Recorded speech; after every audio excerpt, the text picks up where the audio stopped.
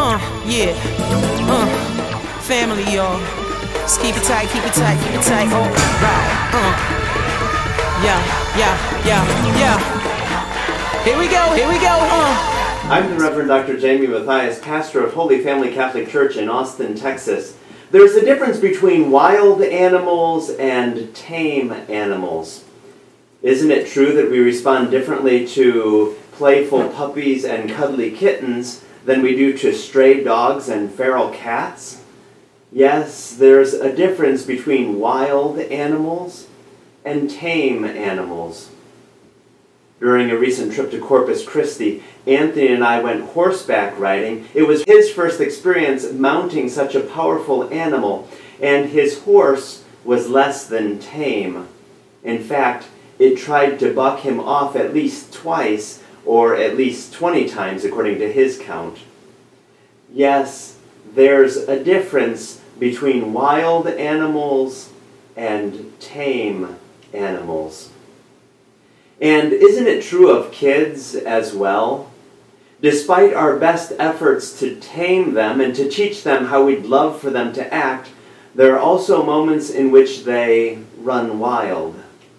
It's the same way in the church. We have some pretty tame religious images, and we have some wild religious images as well.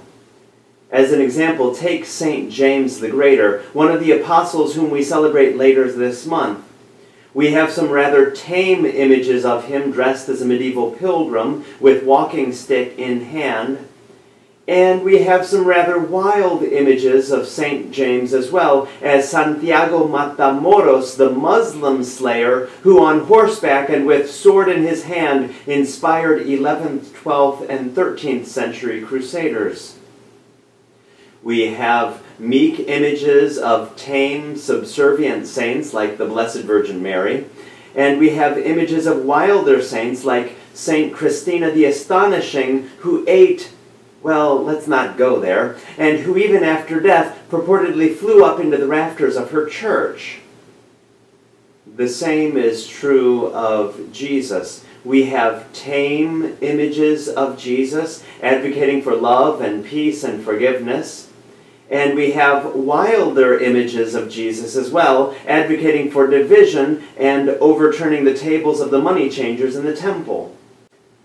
So, what type of Messiah did our Jewish ancestors expect?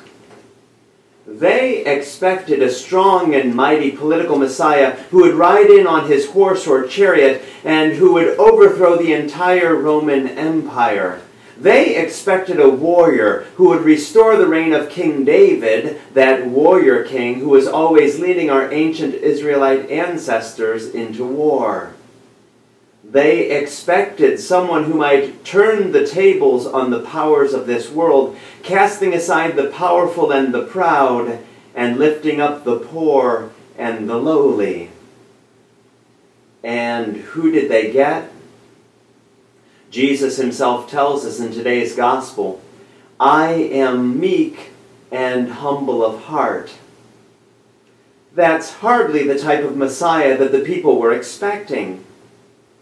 In today's first reading, Zechariah prophesied that the Messiah might not measure up to the expectations of some, that he might not be marching in on horseback or riding a chariot with bow and arrow in hand, ready to overthrow the powers that be, but that instead he would be riding a donkey, an animal characteristic of times of peace. And Zechariah suggested that the Messiah wouldn't be a warrior, powerful and strong and ready to wage war, but that instead he would be meek. Every Holy Week, when we hear the stories of Jesus' triumphant entry into Jerusalem, we're reminded of Zechariah's prophecy. And every Good Friday, when we remember Jesus' death, we recall how in the end, Jesus didn't overthrow the powers of the Roman Empire, but instead died the death of a criminal, disappointing all who expected him to come down from that cross. During his life, Jesus had said that the meek were blessed. He himself entered this world under meek circumstances, and he left this world meek and subject to human death on a cross. The Jews of Jesus' day were relatively meek too. In ancient Jewish writings, they spoke of how their law of 613 precepts was like a yoke, taming and controlling them. And anyone who dared live outside the law, people like shepherds and tax collectors and prostitutes and other public sinners, they were considered wild. What a radical thought, then, that the angels at Jesus' birth would appear to such wild people as shepherds, and that Jesus would later grow up to eat with all sorts of public sinners. How wild. In fact, Jesus didn't want for us to continue to live such a tame life controlled by all the precepts of the old law. Instead, his two simple rules, love of God and love of neighbor, allow us to be a bit wild. The Jews lived a rather tame life.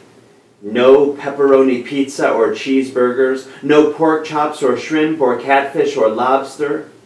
And Jesus, on the other hand, essentially said, go ahead and eat all those foods, since what goes into your body is not what makes you impure, but for God's sake, love God and love others.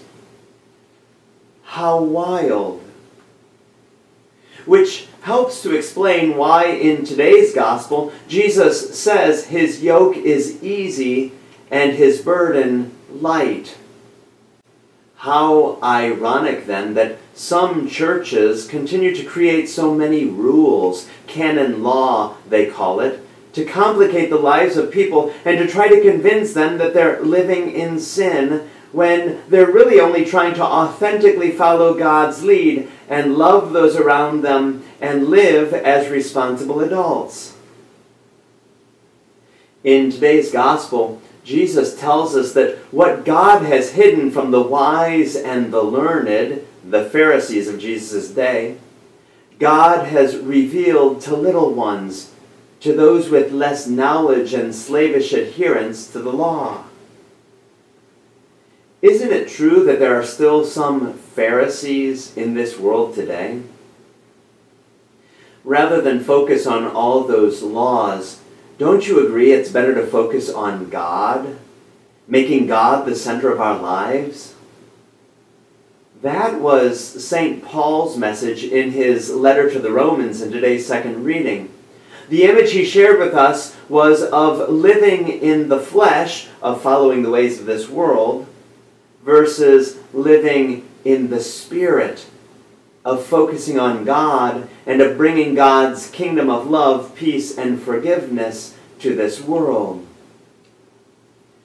Brothers and sisters, if we're looking for that rest of which Jesus speaks in today's gospel, it's probably not going to come from following all sorts of rules created by people like you and me.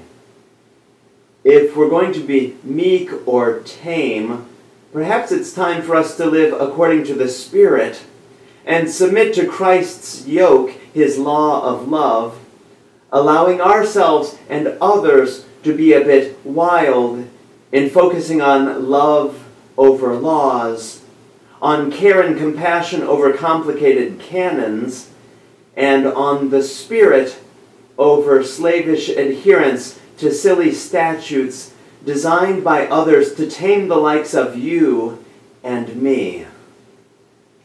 What a wild idea. We are